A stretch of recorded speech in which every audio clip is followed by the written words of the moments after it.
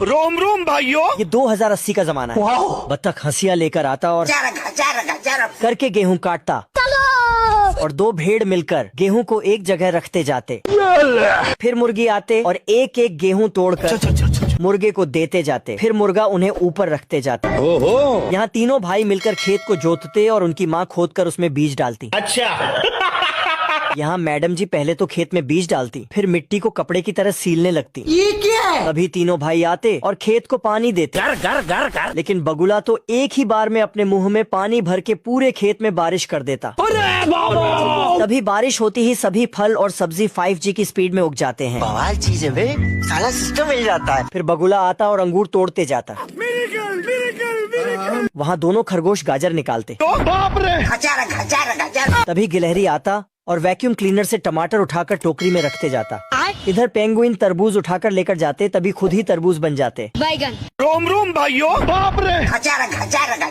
यहाँ मच्छरों की कड़ी ट्रेनिंग चल रही होती है। इधर एक मच्छर जाता और सभी हथियार से बच के आखिर में मार खा जाता।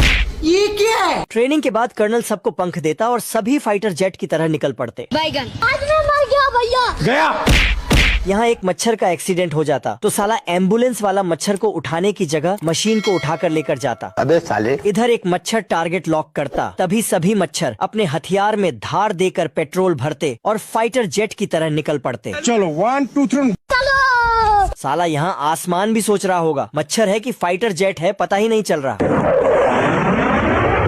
तभी चचा की तैयारी को देखकर 6 मच्छर फूल में छुप कर जाते। अब तू गया बेटा। इधर चचा की नजर हटते ही 2 मच्छर आते और अपने धार हथियार से मच्छरदानी को काटने लगते।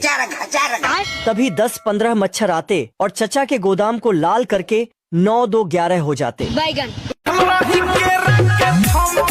टकला मुर्गा की बिरयानी बनाने के लिए कुल्हाड़ी में धार दे रहा था। ये देखते ही मुर्गा इतनी टेंशन में आता कि एक ही बार में 100 सूटे मारने लगता है।